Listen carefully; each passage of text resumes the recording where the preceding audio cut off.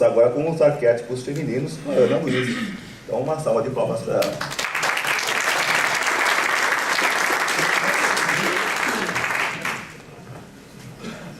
Boa tarde para todos.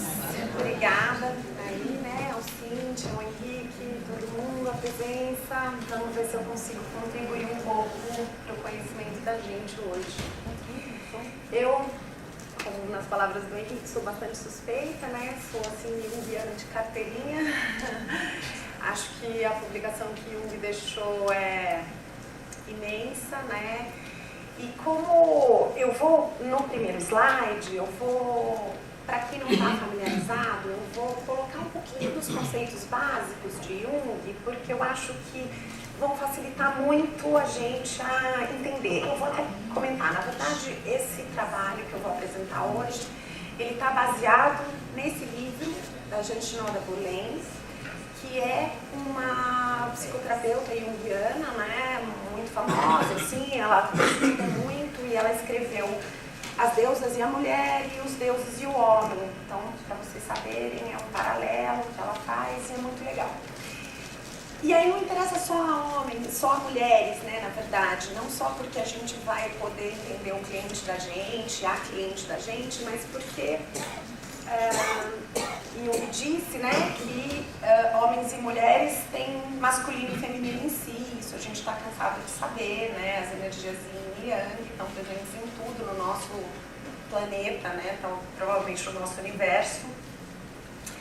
Então, entender esses arquétipos que estão nos influenciando, acho que serve para todos nós, né? Então, vamos lá. Eu gosto de começar contando um pouquinho, porque tem duas diferenças básicas, tem muitas, né? Mas são duas diferenças básicas entre Jung e Freud. Eu gosto de fazer essa diferenciação porque o sentido comum, né? A gente conhece muita coisa de Freud, muitas vezes conhece muito pouco de Jung. E enquanto para Freud, energia psíquica igual a energia sexual, para Jung, energia psíquica é igual a energia vital. Aquela energia, aquele quantum energético que a gente tem para agir no mundo, né? Porque a energia vital é o que nos faz agir no mundo.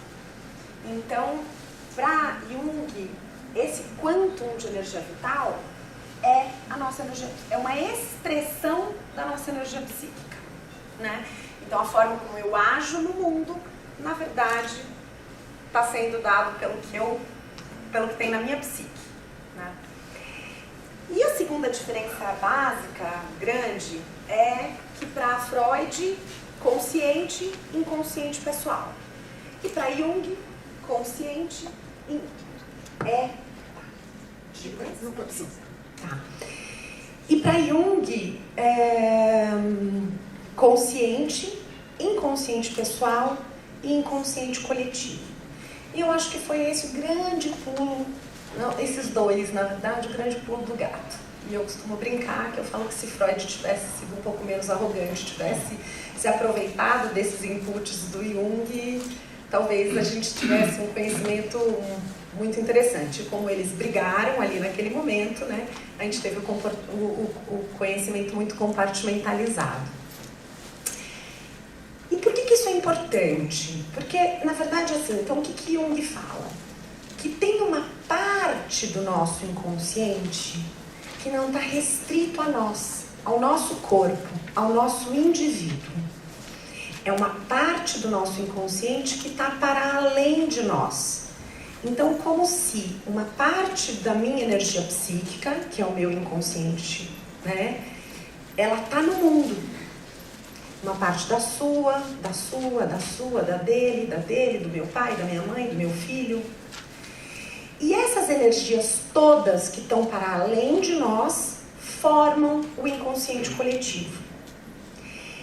E para Jung, não só para Jung, se a gente for olhar e estudar, a gente vai ver que muitos mestres falaram isso, Buda, Cristo, disseram que o ser humano tem canais no cérebro que, uma vez abertos, se conectam com a consciência maior, né? E é mais ou menos isso que Jung falou. que na verdade eu troco energia com esse inconsciente coletivo. Então eu mando energia e eu capto energia. E com isso, na verdade, essa nossa energia vital, esse nosso quantum de energia psíquica, ele fica infinito. Se eu aprender a me comunicar com esse inconsciente coletivo. E aí, por que falar dos arquétipos e por que dos arquétipos femininos? Então, porque para Jung, todo esse conhecimento, desde sempre, né, gerado por todos os seres humanos que por aqui passaram, ficam acumulados energeticamente em nódulos, como se fossem nódulos energéticos, que são chamados os arquétipos. Então, eu não preciso ser mãe para ter uma ideia, uma percepção, um feeling, um sentimento do que seja ser mãe. Claro que a hora que eu sou mãe, isso muda muito. Mas eu consigo ter empatia com aquela mãe, mesmo que eu não seja mãe. Porque, de alguma maneira, a ideia do que seja a maternidade, eu consigo captar. O que seja a ideia da morte, do casamento, do sofrimento, da paternidade, e por aí vai. Então, essa é a base do que nós vamos ver aqui hoje. E Jung tem uma frase que eu gosto muito, que ele fala: enquanto você não conhecer o seu inconsciente, ele vai definir a sua vida e você vai chamar de destino. Então, quanto mais a gente conhecer as forças que atuam em nós, a partir de nós e por nós, através de nós, mais conhecimento, mais domínio, né, de si mesmo, mais liberdade de ação, mais consciência. Então, quer a gente reconheça ou não, esses arquétipos estão atuando em nós. E Jung diz que tudo, né, essa manifestação da energia, ela vai se dar num jogo de forças entre consciente e inconsciente. Então, estar aware, estar consciente, né, desse jogo de forças também é uma coisa muito importante. E aí Jung fala que a partir dos mitos é que ele fala da função transcendente, não vou entrar nesse mérito porque não é o caso, mas ele diz que os mitos são uma grande fonte de energia nesse jogo de forças, né? Porque a linguagem do inconsciente é simbólica. Então, quando eu estudo mito, eu como se eu fizesse uma ponte, uma tradução para o que está no meu inconsciente. E por isso a importância dos mitos, né? Então, vamos entrar nos mitos. Por que estudar as deusas? Por causa disso que eu já falei, né? E porque também, o que a gente tem na verdade? Isso é baseado nos mitos gregos, que é o que a gente tem à nossa disposição, né, na maior parte do tempo. Mas os mitos gregos também nasceram de uma história anterior da humanidade, né? Como, por exemplo, os contos da Disney, que não são da Disney, né? São dos irmãos Grimm. Então, conhecer isso, da onde vem, é muito importante, porque é essa história que é nossa, porque de alguma maneira esse fio nos liga a essa história toda. E na Europa pré-invasão greco-romana, a gente tinha o culto à grande deusa, né?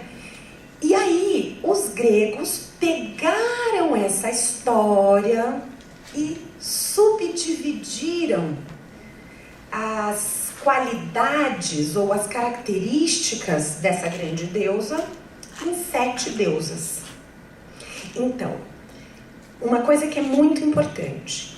Primeiro, todas nós, mais especificamente as mulheres, claro, mas os homens no seu inconsciente, têm a potencialidade do todo dessas 7 deusas que eu vou mostrar. Mas cada um de nós está mais influenciado por uma ou duas delas. Então, claro, se fôssemos super evoluídas, teríamos na nossa expressão do cotidiano a totalidade dessas características que eu vou mostrar. Mas como, na verdade, a gente usa só uma pequenina parte da nossa energia psíquica no dia a dia, de forma consciente, a gente acaba sendo meio que a representação de uma delas. Então é importante, à medida que eu for falando, né, cada um ou cada uma ir refletindo, né, porque compreender aquela que nos domina, entre aspas, vai nos dar possibilidades de entender como é que eu saio desse monotema e amplio o meu espectro de atuação, né? E quando, por exemplo, eu me identificar com essa e mais essa e mais essa e mais essa, não se assustem, é assim mesmo. Porque, na verdade, à medida que a gente evolui, a ideia, o ideal, é que, de fato, a gente consiga manifestar todas essas energias, cada uma na hora mais apropriada, tá? Então, isso era uma coisa que eu queria dizer. A Shinoda, ela separa as 7 deusas em 3 grupos, tá? E isso é bem didático e é bem importante. Então, ela divide em deusas virgens, deusas vulneráveis e deusa alquímica, tá? Por enquanto, vamos ficar com isso. Normalmente, predomina em nós uma deusa, ou pelo menos conseguimos nos localizar com bastante facilidade num dos grupos, tá bom? Então a gente vai começar pelas deusas virgens: Ártemis, Atenas e Hestia. Hestia é das menos conhecidas e vocês vão entender por quê daqui a pouco. Qual é a característica das deusas virgens? A consciência enfocada. Digamos que elas são as mais masculinas das femininas. Em que sentido?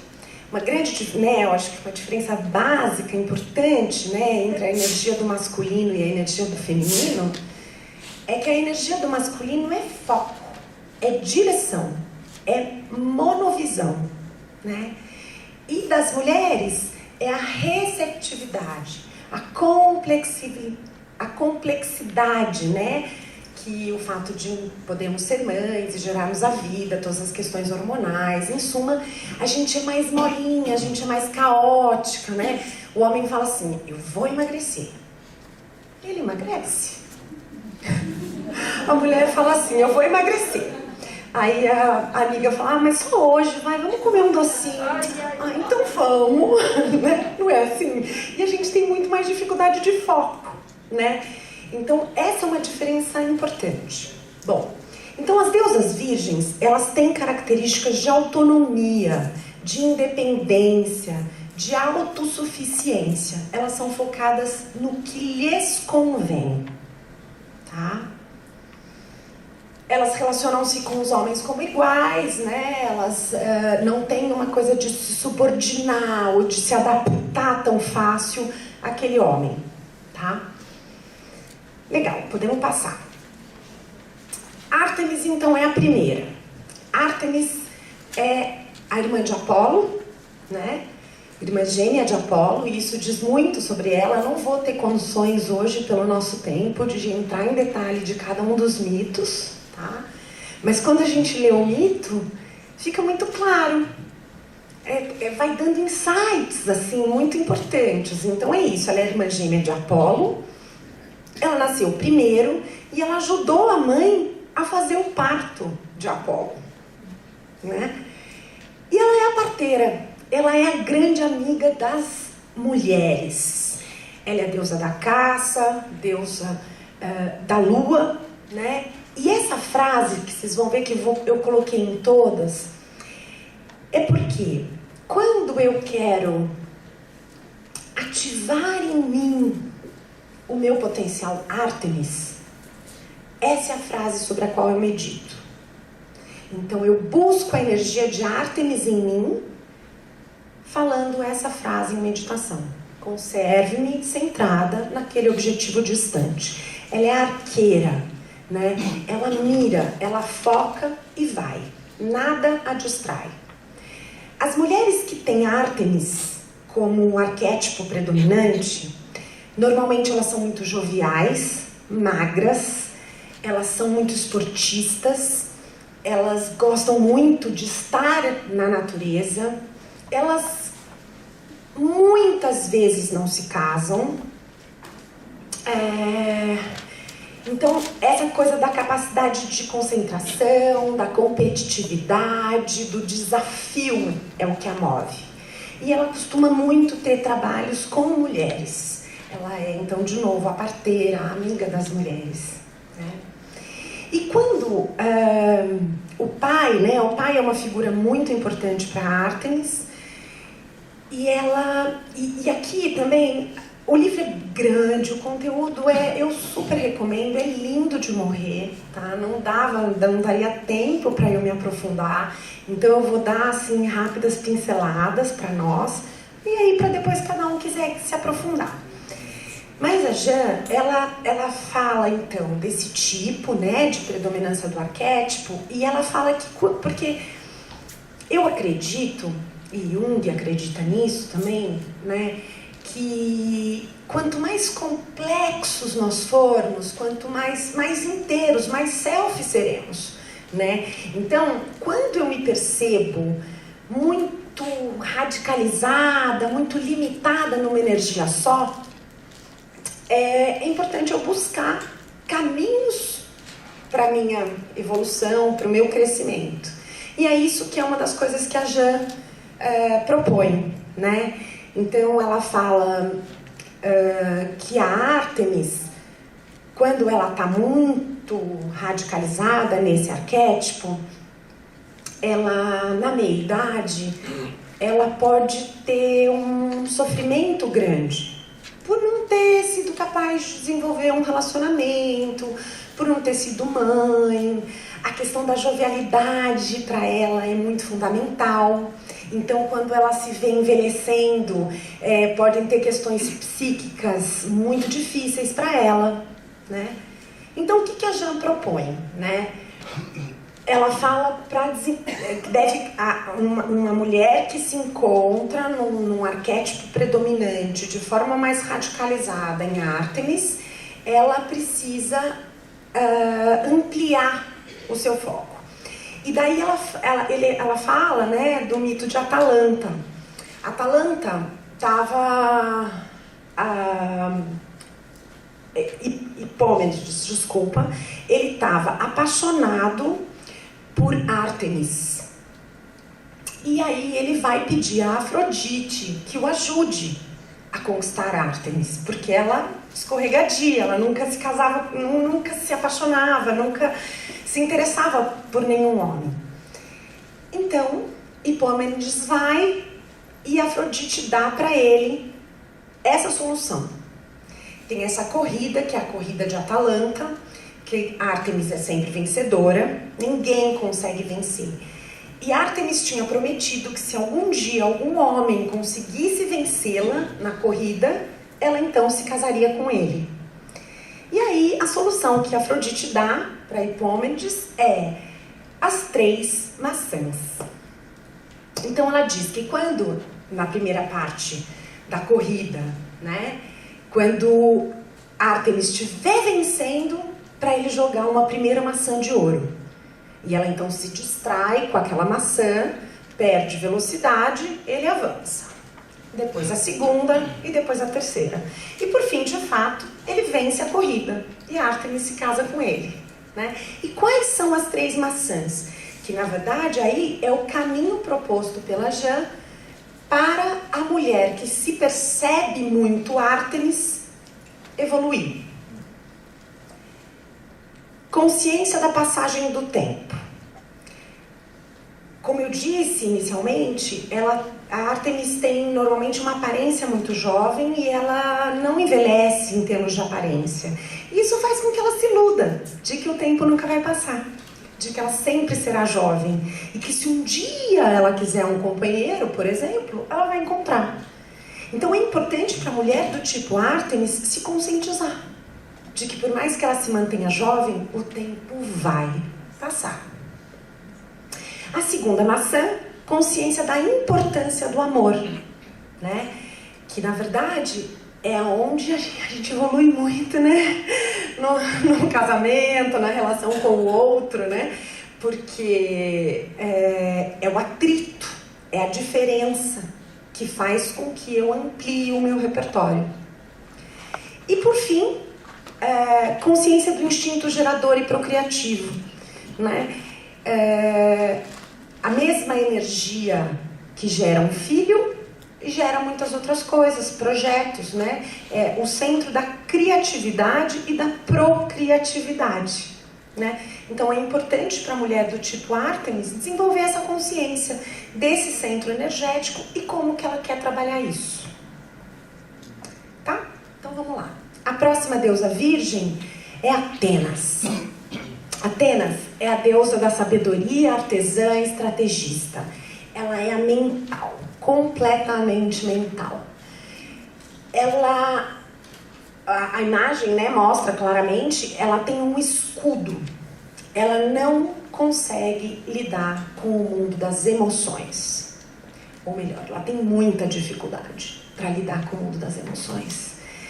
E então ela se fecha num escudo e vive a vida através do mental.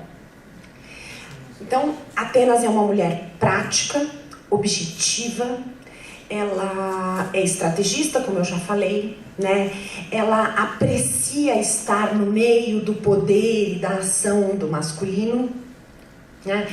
Ela é prática, descomplicada, ela é o tipo de mulher que usa roupas básicas, clássicas, sempre muito bem vestida, mas nada muito sexy, né? Ela é mais durona, assim. E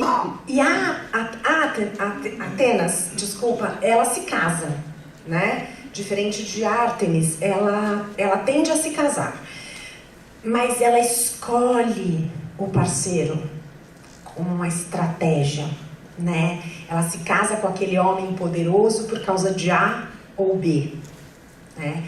Então essa sempre é a relação. Atenas tem esse aspecto. E aí, de novo, né? Para a mulher que se percebe muito focada nesse arquétipo, a Jean propõe alguns caminhos de crescimento. Porque, na verdade, a Atenas, ela não tem muitas amigas, ela não tem facilidade de ter amigas. E aí ela normalmente se fecha muito no casamento ou no trabalho, ela pode ser uma workaholic, né? Porque para ela é muito fácil lidar com a energia do mental, da estratégia. E aí isso, na meia-idade, pode trazer consequências psíquicas doloridas, né? Então a Jean propõe alguns caminhos. Então ela diz que para uma mulher do tipo A, Atenas, ela deve buscar trabalhar o lúdico em si, né? Atenas, o mito, de novo, é muito legal, porque ela nasce pronta da cabeça de Zeus, né? Então é isso, grande questão para uma mulher Atenas é o fato de que ela não teve infância.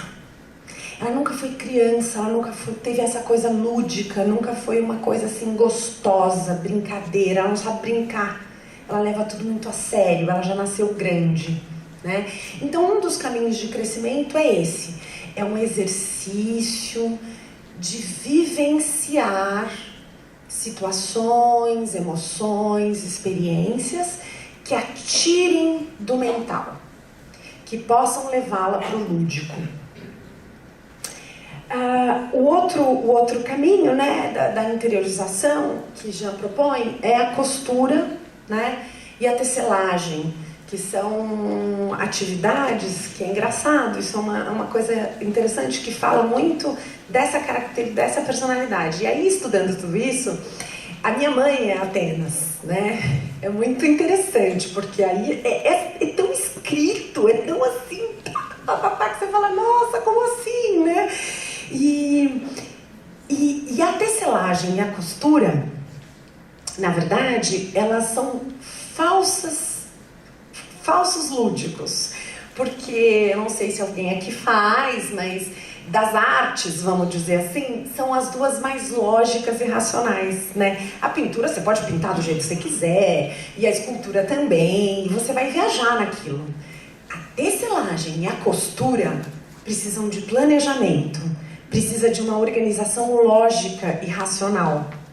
Mas tudo bem, ainda que seja essa característica, ela ajuda a Atenas, desculpe de novo, a sair do mental. Porque toda atividade que ajuda a gente a focar a consciência, como por exemplo a costura, ou a tecelagem, o bordado, ela limpa a mente, ela tranquiliza a alma.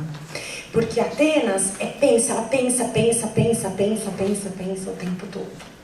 E quando ela se foca numa atividade, por exemplo, como a costura ou a tecelagem, ela limpa a mente. Talvez para ela seja a forma mais fácil de meditação. Ficar simplesmente paradinha, não é bom para ela, não aguenta, ela não consegue, né? Agora, quando ela consegue focar naquela atividade, ela então vai limpar a mente como se fosse uma meditação.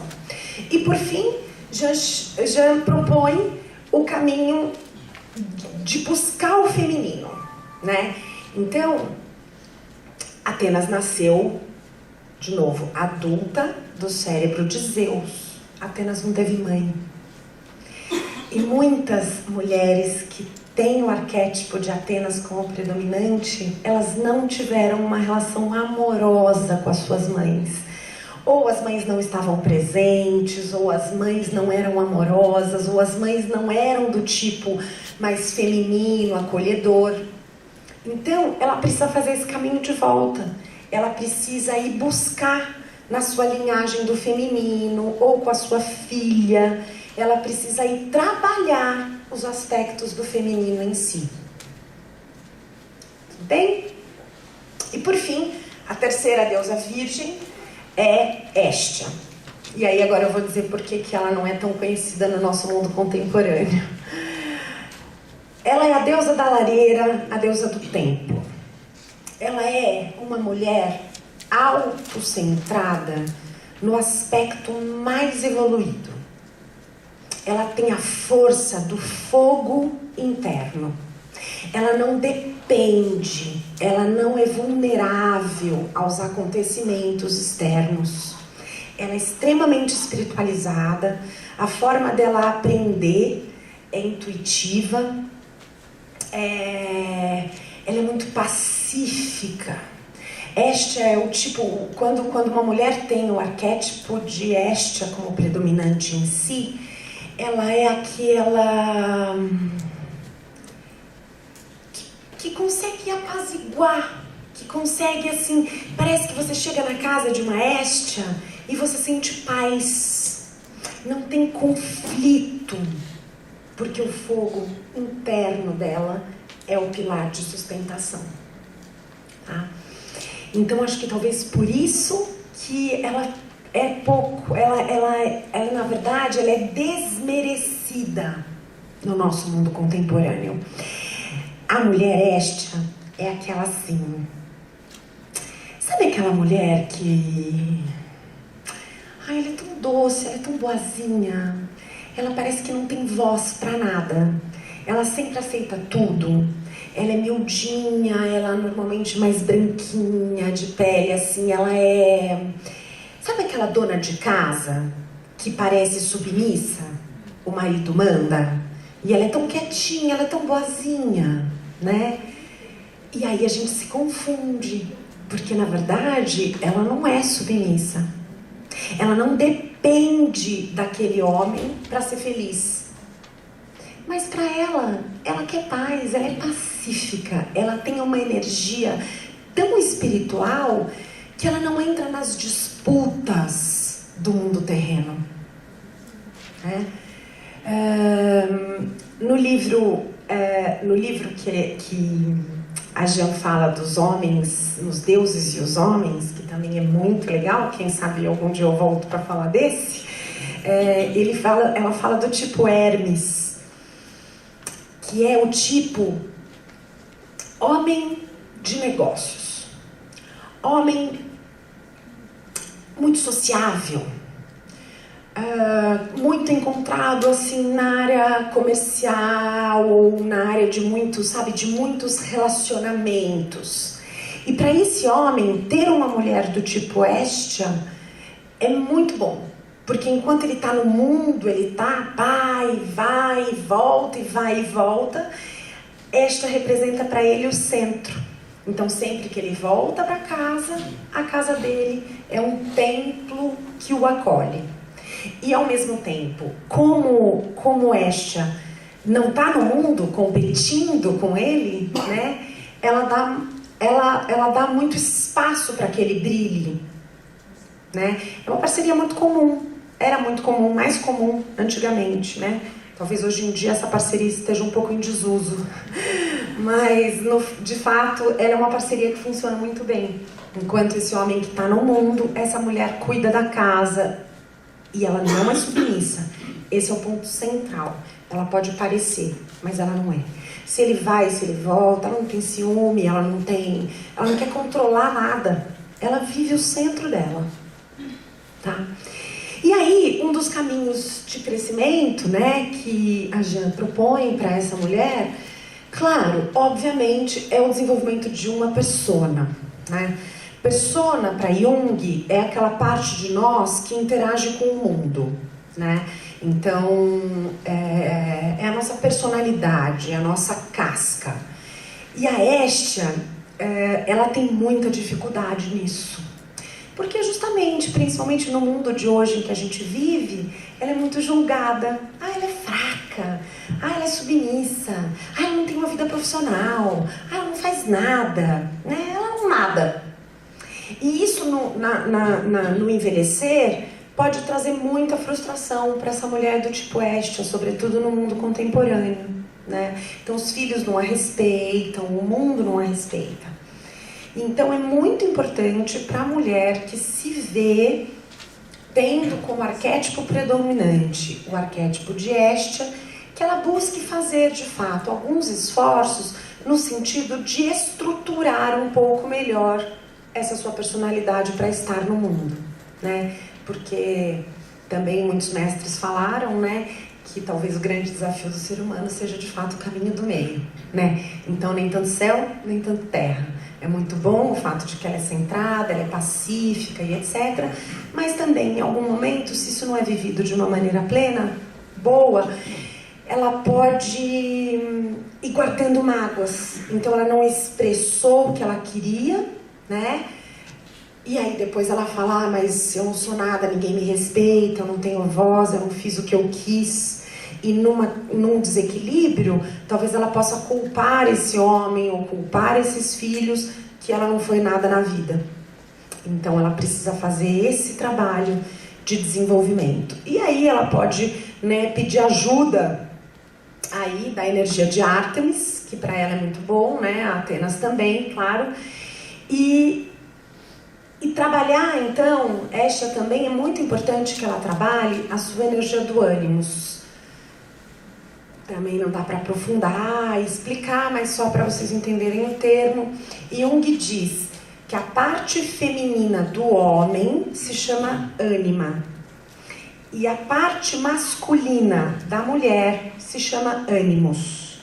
Então, para Hestia é importante que ela busque conhecer esse seu lado masculino, esse seu lado, né, esse seu ânimos, e se apoiar na energia do masculino para equilibrar um pouco esse pacificismo que pode se tornar uma passividade e que depois gera angústia e gera frustração. Tá? Bom, então essas foram as deusas virgens, né? Só reprisando assim para ficar bem marcado. Elas são consciência focada, têm características de autonomia, de independência e de autossuficiência. Tá? As deusas vulneráveis, então. Hera, Deméter e Perséfone. Os arquétipos da esposa, da mãe e da filha. Então, em oposição às deusas virgens, elas têm a consciência receptiva. Elas são vulneráveis. Especificamente aquela mulher que, não, eu vou emagrecer e amanhã ela já está comendo um doce, né? É bem a característica do feminino. Os afetos, as relações afetivas são o fio central da vida dela. De Hera, a esposa com o marido, de Deméter com os filhos, e Perséfone é um caso bem interessante, porque ela é a filha que em determinado momento da vida, quando ela faz um movimento, ela se torna a grande rainha. Então, vamos ver com mais detalhe essas deusas vulneráveis. Hera, arquétipo da esposa, deusa do casamento. Eu não estou falando todas as frases, né? Mas vocês estão lendo, acho que dá para todo mundo ler, né? E essas frases são interessantes porque justamente quando eu quero ativar em mim aquele arquétipo, eu uso essa frase em meditação, tá? Então a frase de Hera: ajude-me a desempenhar um compromisso e a ter confiança. E aí assim, né? Também é um arquétipo bastante em desuso, né? Uau, imagina, gostar de ser a esposa. Muitas mulheres até riem, né? Outras choram, talvez. Mas é uma energia muito linda. Porque ela não é aquela esposinha, não. Ela é a esposa de Zeus. Ela é poderosa, ela é muito poderosa. E na verdade, a gente, sei lá, né? Vamos dizer que antes da década de 60, 70, era muito comum esse arquétipo, né? Tá presente nas mulheres. Elas se orgulham. Hera se orgulha de ter como foco na vida o seu marido. Ela se casa normalmente com homens muito poderosos, né? E é o prazer da vida dela, o que preenche isso. É cuidar do marido, é colocá-lo no centro das atenções, é fazer reuniões sociais para que ele apareça, né? E ela se dedica com muita firmeza nisso. E ela tem uma característica muito interessante para as mulheres, eu acho, sobretudo para as mulheres contemporâneas. Ela é aquele tipo de mulher que está do lado do seu homem para o que der e vier. Ela quer morar no palácio e ela vai morar, porque ela vai fazer desse homem um Zeus, tá? Mas se tiver que morar embaixo da ponte, ela vai. Ela é fiel àquele compromisso do casamento. Ela é dedicada ao casamento, a esse homem. Como descompensação, como tudo na vida, né? Se eu estiver muito radicalizada nessa energia, é aquele tipo de mulher que tem filhos, claro, porque isso faz parte do casamento, mas a prioridade é sempre do marido. Os filhos se queixam, às vezes, da mãe do tipo Hera, porque sabe aquela coisa, não tem um mimo pro filho? Seu pai em primeiro lugar? O bife maior do seu pai? Seu pai não gosta de estrogonofe? Então, assim, ela numa posição um pouco mais radicalizada, ela abandona os filhos em função do seu homem, tá? Caminhos para o crescimento. Hera quer casar. Ela quer casar. Ela nasceu querendo casar, né? E aí o que pode acontecer com Hera? Ela se casa muito cedo com o primeiro que quer casar com ela. E isso não vai ser bom para ela. Por quê? Porque como ela põe toda a sua potência no casamento, se ela tiver um casamento infeliz, ou, por exemplo, esse homem largar dela daqui a pouco, ela vai sofrer muito.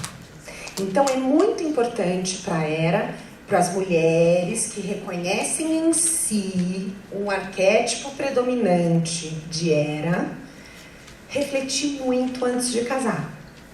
O casamento para esse homem tem o mesmo valor do que para ela, né?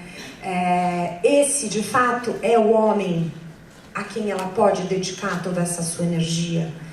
Será que eu já conquistei uma personalidade própria antes de me casar?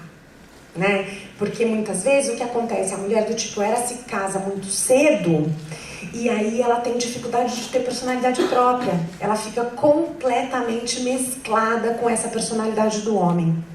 Tá?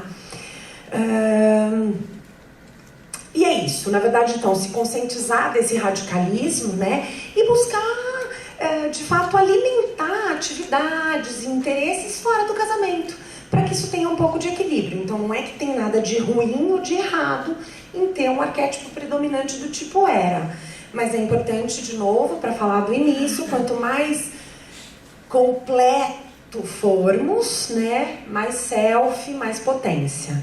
Então, é nesse sentido. Deméter. Esse mito é muito lindo, né? Porque eu já vou contar então das duas juntas, até porque o nosso tempo não é infinito. Então eu vou contar esse mito porque eu acho que ele já conta um pouco tanto de Deméter quanto de Perséfone. Deméter é a deusa da colheita, a deusa do cereal, deusa da fertilidade, né? É mãe de Perséfone. E o foco central de Deméter é a maternidade. Ela põe toda a sua energia na maternidade e nos filhos. Ela é a nutridora. E Deméter, o que acontece, né? Como é o mito? Então, vou contar um pouquinho do mito. Perséfone, filha de Deméter, é raptada por Hades, o deus do inferno, né? O deus do submundo. E Deméter fica desesperada com o sumiço de Perséfone. E vai reclamar com Zeus, e Zeus não faz nada. Então, o que ela faz? Ela para de fertilizar a terra. Para-se. Tudo. Nada mais cresce, nada mais morre. O mundo para. Aí Zeus vai desesperado, né, conversar com ela, e ela diz que enquanto ele não trouxer Perséfone de volta do mundo dos mortos, ela não vai mais semear a terra. E aí, nesse momento, então, ele manda Hermes buscar Perséfone no mundo de Hades. E chega lá, no início, quando Perséfone foi raptada, ela era uma menina muito ingênua, né? E ela chega lá no mundo de Hades com um pouco de medo e tal. Mas logo ela começa a gostar da brincadeira, né? E quando Hermes volta para buscá-la, ela tá na dúvida, porque ela sente muita falta da mãe, porque ela é a filha, né? Mas ela também tá gostando da brincadeira de ser gente grande, de ter esse marido poderoso, né? E daí, como diz o mito, que se ela comesse algo do submundo, então ela estaria marcada para sempre e não poderia mais se afastar dali. E o que ela faz? Ela, de propósito, come uma semente de romã lá no submundo. Bom, Hermes leva ela de volta para Deméter. Deméter volta a semear o mundo e tal, mas Hades negocia com Deméter, porque aí Deméter pergunta para Perséfone: ele te obrigou? Você comeu algo no submundo? E ela fala: ele me obrigou, ele me obrigou. E aí, a partir desse mito, diz que é quando nascem as estações do ano. No outono e inverno, Perséfone está com Hades no mundo dos mortos. E no verão, na primavera e verão, ela está na terra com Deméter, né? Então, é por isso que a gente tem as estações do ano. Ou tinha, é verdade. Ou tinha. Então, focando um pouquinho em Deméter, é isso. Ela, ao contrário de Hera, é aquela mãe que depois que é mãe, abandona completamente o marido. Sabe? Ele foi só aquele que proveu a semente para ela ser mãe. Pronto. Agora, ela não acha mais a menor graça no casamento. Esse homem fica jogado de escanteio e a energia dela é 100% para os filhos. Ela é uma mãe acolhedora, protetora, carinhosa, nutridora. É uma característica muito legal. Como tudo na vida, quando em desequilíbrio, não tá legal. Ela pode ser aquela mãe que sufoca, aquela mãe que ameaça, que faz chantagem emocional cada vez que esse filho quer crescer e sair um pouco das barras da saia, né? Que foi como ela fez com Perséfone, né? E um caminho para o crescimento. Isso é muito legal, porque Deméter, ela cuida muito do outro, mas ela esquece de cuidar de si. Então é aquela típica mulher, sabe, que não tem muita vaidade, que é meio largada, né? Porque o que importa é cuidar da cria. Ela faz tudo pelo outro e nada por si. Então o grande desafio para a mulher que se percebe radicalizada na influência do arquétipo de Deméter é tornar-se a sua própria mãe. Aprender a fazer por si mesma aquilo que ela faz pelos filhos, tá? Em suma, ali tem uma coisa típica, né, da mulher do tipo Deméter, que é na meia-idade, quando os filhos começam a sair de casa, esse casamento já faliu, e ela não tem o que fazer da vida, porque ela não construiu uma profissão, ela não tem amigos, ela não tem mais esse marido presente, e aí ela se desespera. Então, esse é um ponto super importante de ficar atenta. Quando eu percebo em mim uma energia predominante de Deméter, cuidado, né? Vai buscar caminhos para renovar essa energia e poder estar no mundo com outros interesses que não seja apenas os filhos, tá? Podemos ir. E aí, Perséfone? A Perséfone, o que caracteriza fundamentalmente a mulher do tipo Perséfone é a dualidade. Porque, na verdade, ela é duas em uma mesmo. Ela não perde. Ela é dominada por essa mãe. E ela é a menina submissa. Tanto que ela não tem a maturidade, ela não tem a coragem de dizer pra mãe que ela comeu a romã. Ele me obrigou. Num sentido mais extremo dessa personalidade, é justamente aquela que nada é culpa dela, sabe? Tudo é culpa do outro. Ai, coitadinha de mim. Então ela foge dos problemas a partir disso. Ela quer continuar se tornando sempre essa vítima, essa menina que precisa ser cuidada. Ela se isenta de responsabilidade sobre a própria vida, né? Agora, ela é muito jovem, ela tem uma coisa muito bonita, muito sedutora. São mulheres que têm uma tendência a não envelhecer assim, mal, digamos assim. Ela fica jovem até e bonita para sempre. E aí, onde que está a dualidade, né? Porque assim, quando ela tem uma coisa importante que eu esqueci de falar que eu vou colocar. A Perséfone é o que a Jan chama de mulher do tipo ânima. Sabe aquela mulherzinha que se o homem gosta de feijoada, ela também gosta? Se o homem gosta de futebol, ela também gosta? É típico de Perséfone. Ela se adapta, ela se apaga. Ela vai ser a projeção que o homem fizer dela. No primeiro namorado ela é assim, no segundo namorado ela é assado.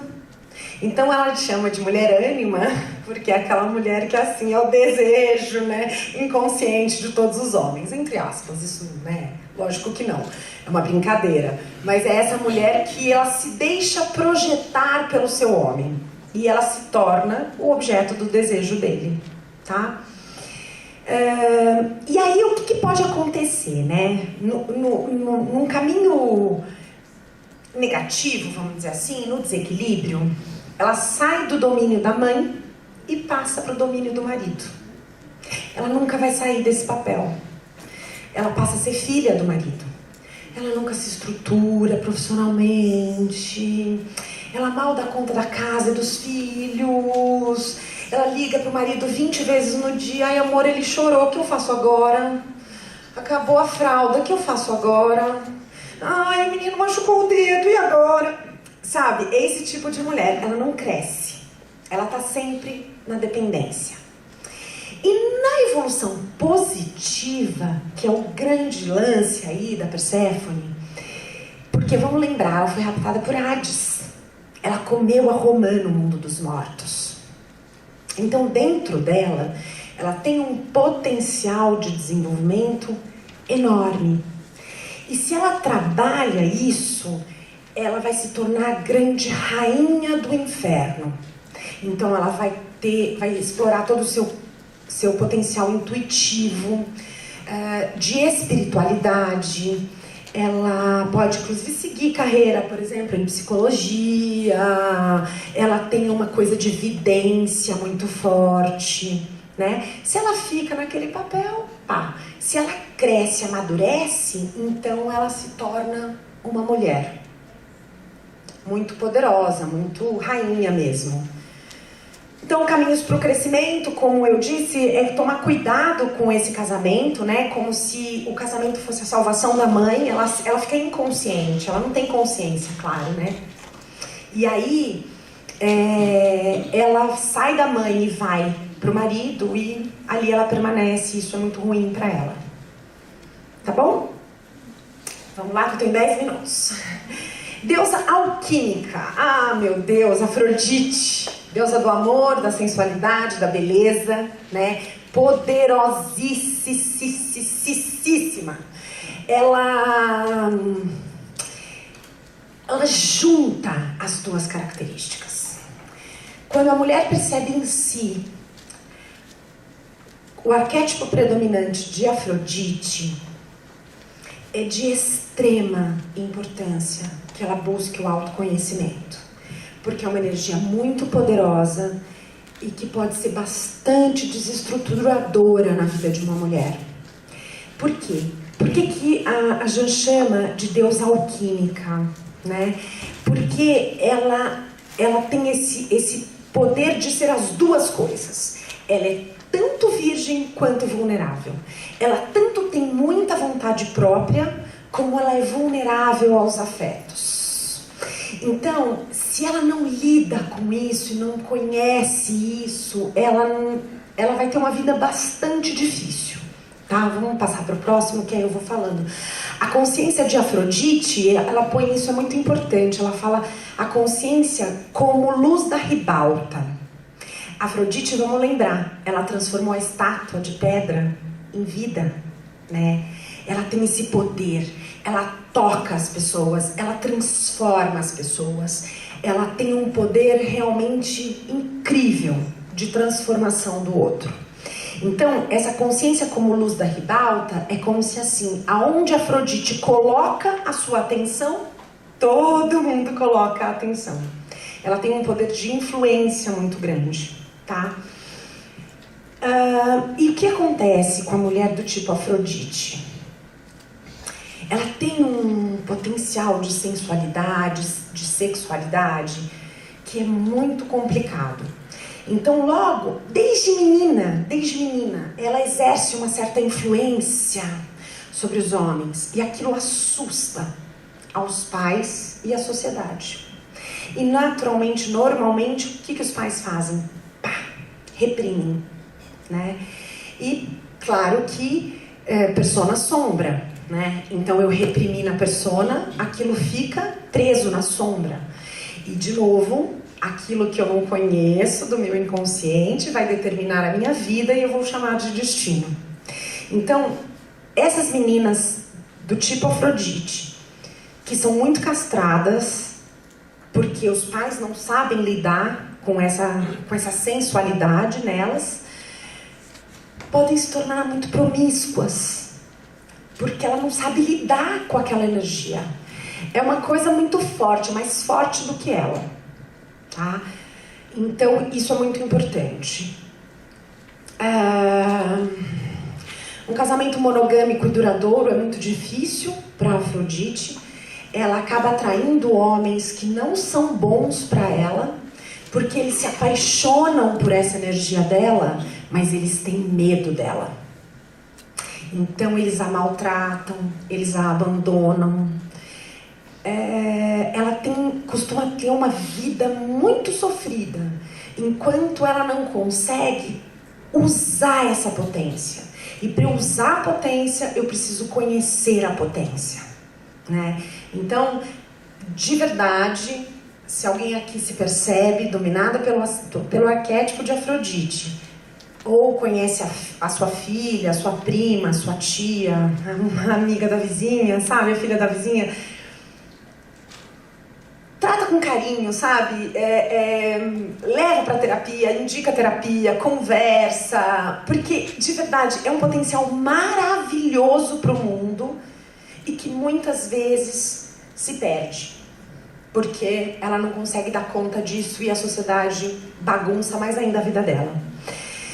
Eu não vou falar do mito de psique, porque a gente não vai ter tempo, desculpem. É muito conteúdo, eu tentei reduzir ao máximo. Mas os caminhos de crescimento, vou falar rapidinho, vai. O caminho de crescimento para Afrodite.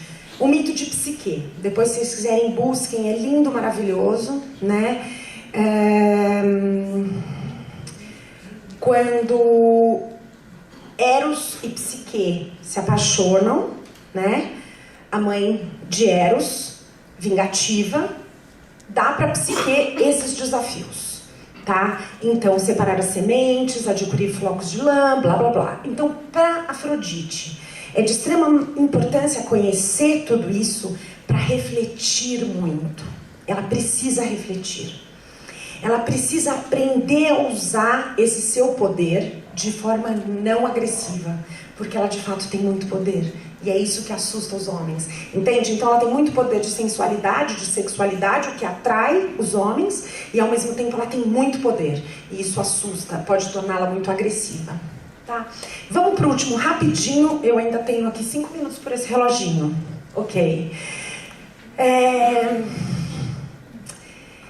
Vou terminar como eu comecei. Todas nós temos como potencial os 7 arquétipos, tá? Algumas vão se encontrar em 2 ou 3, em 1, em 2, tá? E na verdade, o importante de tudo isso aí eu termino também, depois vocês podem ler, que é muito interessante, o mito do julgamento de pares, né? Que na verdade está dizendo para nós o quê? Uma escolha, uma consequência. Isso é inevitável na vida da gente. Então, quanto mais conscientes forem as nossas escolhas, melhor, né? Pelo menos eu vou ter consciência da consequência. E aí, não é que eu vou poder necessariamente controlar a consequência, não isso. Mas se eu escolhi conscientemente, quando eu sofro a consequência, eu sei voltar e entender por que é que eu tive aquela consequência. E na próxima vez, eu tenho mais consciência. E aí eu posso escolher diferente. Se eu vou fazendo tudo de forma inconsciente, eu não consigo medir a consequência da minha escolha e, portanto, aprender com ela, tá? Então, na verdade, o mito do julgamento de pares, num casamento, Atenas, Afrodite e Hera se desentenderam e foram perguntar para Paris quem era mais bonita. E a resposta de Paris deu como consequência a Guerra de Troia. Então, é disso que esse mito está querendo nos dizer, tá? E na mulher, como que isso acontece? É isso, tem arquétipos em briga dentro de nós, né? Então eu quero me casar e ter filhos, mas eu também quero ser bem-sucedida profissionalmente, parece que essas duas coisas não se casam. Ou eu quero ficar lá meditando porque eu tenho uma Hestia que mora dentro de mim, mas eu também tenho uma Hera que mora dentro de mim, e aí meu marido quer visitar a família todos os domingos, que é no mesmo horário da minha meditação. Oh, meu Deus, o que faço eu? Então, é nesse sentido que são as considerações finais. Reconhecer em cada momento da sua vida, em cada decisão, em cada conflito, qual o arquétipo que está mandando em você naquele momento. Porque aí, de novo, consciência é poder de escolha. Poder de escolha é aprender com as consequências. E assim eu tenho liberdade de ser quem eu sou. Acho que era isso que eu tinha para vocês por hoje.